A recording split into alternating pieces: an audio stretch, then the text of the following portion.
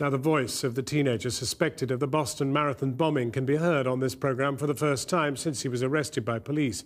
Jahar Tsarnaev, who was currently being held in a prison hospital, has been speaking by telephone to his parents in Russia. In a Channel 4 News exclusive, his mother played us a recording of that call. The 19-year-old, who was shot and injured during the police manhunt, tells her he's eating properly and is in good health. She continues to insist he's innocent. Katie Razzle has this special report. The surviving Boston bomb suspect, Jahar Tsarnaev, stares out from his father's computer. A month and a half after the bombings, his parents still don't accept their son's guilt. They've been allowed one phone call with their son Jahar in his military hospital. His mother played their recording of that conversation to Channel 4 News. Prison authorities had forbidden them from discussing the case. This is the first time the world has heard Jahar Tsarnaev's voice since his arrest. His mother asks if he's in pain.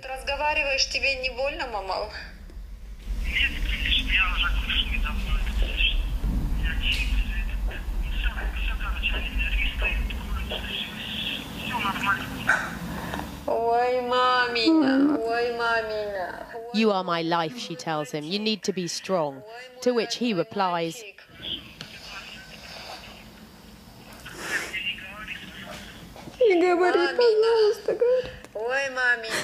please don't say anything, she sobs, repeating her son's words.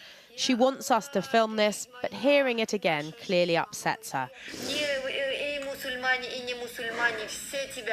In this phone call, which she recorded last week, Zubedad Tsarnaev tells him, we all love you. Muslims and non-Muslims love you. That might sound an incredible thing to say to a man accused with his brother Tamerlan of carrying out the first terrorist attack on American soil since 9/11. 26-year-old Tamerlan is dead, shot by police and run over by his fleeing 19-year-old sibling. Jahar Tsarnaev was found in a boat, wounded but alive. In the phone call, his father, Anzor, tells him they will meet in heaven. We're going to be together, he says. Ребенок в шоке, сам не понимает, что случилось, что случилось с ним. Я понимаю, что я здесь человек в шоке, потому что справедливость ушла, нету ее. На ровном месте непонятно, что случилось с ним. I felt like he would scream that, what's going on, what's going on. He would ask the world, what's going on? But Mama, instead he was just calming me down, you know what I mean? He was trying to calm me down, Mama, you don't worry about anything. This is the military prison in Massachusetts where Jahar Tsarnaev is being held. Already charged, he could face the death penalty. The American authorities say he confessed to interrogators. Police sources also claim Jahar scrawled a message in the boat where he was hiding that the attack was retribution for Muslim deaths in Iraq and Afghanistan. But his parents are adamant it's a setup, though they denied to Channel 4 News reports that in the phone call he had told them he was innocent. In reality, he didn't need to. It is terrible what happened, but I know that my kids did not do it. She isn't alone. The family is involved in a free Jahar website, complete with videos trying to exonerate their son.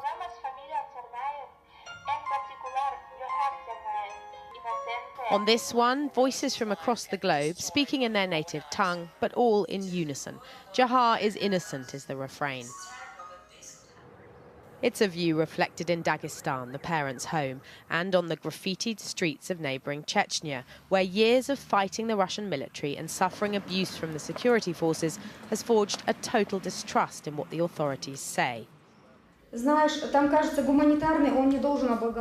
Tsarnaev says she's been inundated with calls offering support and money for their cause. They've raised $8,000 so far.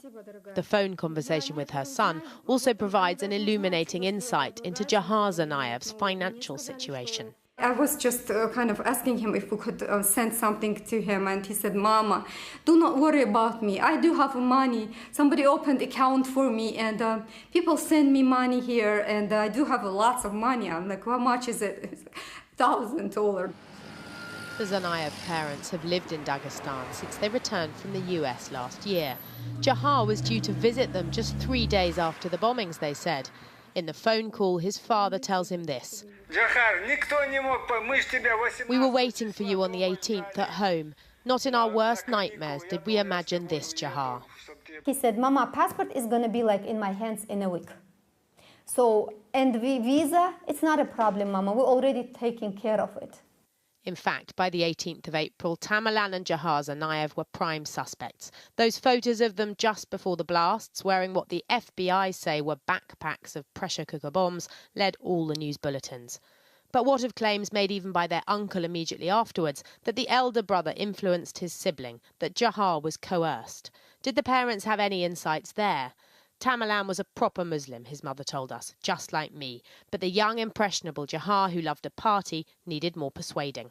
Tamerlan and we pray because it is an obligation. That's our religion. How would not we pray? Then what Muslim we are?